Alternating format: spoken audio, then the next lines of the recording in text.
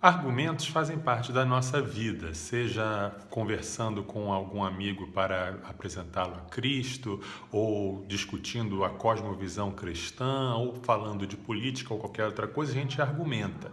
Mas é preciso tomar cuidado com os falsos argumentos. Sobre isso que vamos falar nesse vídeo. Sejam bem-vindos ao canal Somos Universitários Missionários. Você já ouviu falar da palavra falácia? Falácia significa um argumento falso. Na argumentação existem regras, as regras da lógica. E muitas vezes na argumentação, seja em argumentação política, seja em argumentação teológica, em argumentação científica, muitas vezes entram falácias, entram falsos argumentos. A lógica é muito importante, é através da lógica que a gente se entende, que a gente pode pensar e organizar os nossos argumentos, e essas regrinhas existem para serem cumpridas. Quando você quebra essas regras, você está criando um falso argumento. Então, entender esses falsos argumentos e combatê-los é uma coisa muito importante. Então, vou falar aqui nesse vídeo, bem rapidinho, sobre 5 falácias ou 5 falsos argumentos que estão presentes na argumentação do povo e você pode identificá-los e combatê-los. Por exemplo, o argumento ad hominem. O que é isso? O argumento ad hominem é quando, em vez de você atacar o argumento, você ataca a pessoa.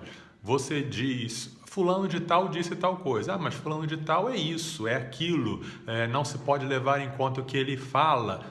Em vez de você argumentar se é verdade ou não aquilo que é dito, você ataca a pessoa, então foge-se do assunto. Se alguém vier fazer isso com você, você já sabe que isso é uma falácia, é um argumento inválido. Um outro argumento falso, é o argumento do espantalho.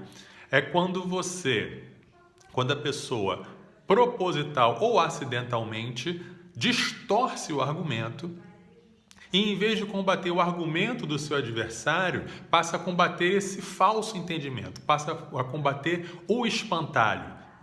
Aí a pessoa diz, mas não foi isso que eu disse, mas você nem ouve, você está combatendo o espantalho que você criou e não aquilo que de fato a pessoa disse. Um outro argumento falso parecido com esse é o argumento da ladeira escorregadia. Como é que é a ladeira escorregadia? É o seguinte, alguém diz um argumento X, está defendendo X, e o argumentador contrário vai dizer assim, olha, se X acontecer, vai então acontecer Y.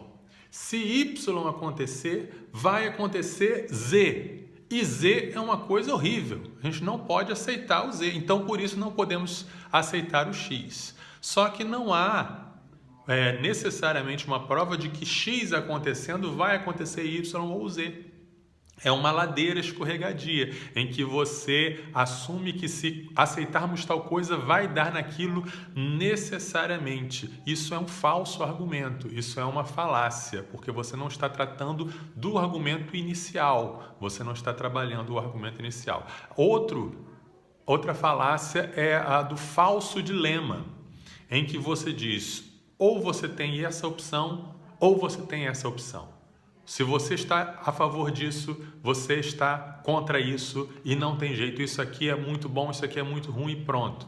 E essa argumentação não leva em conta que podem haver outras possibilidades, pode haver um meio termo. Isso me faz lembrar também que tem a falácia do meio termo, em que não necessariamente quando tem duas opções, a do meio é a certa. Às vezes uma é certa e a outra é errada mesmo, mas é preciso não usar isso como um argumento, tá? O argumento do falso dilema. Tem também a falácia anedótica. É quando você pega um exemplo de uma exceção e faz daquilo uma regra.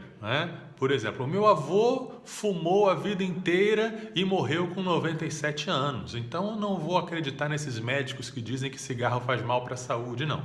Está entendendo? Pega-se um exemplo de vida, um exemplo que a pessoa viveu, mas trata esse exemplo como se fosse todo um levantamento estatístico e uma coisa provada. Tá? Então esses são algumas falácias, alguns argumentos falsos que você pode se defender deles ao reconhecê-lo num debate e principalmente não usá-los quando estiver debatendo com alguém.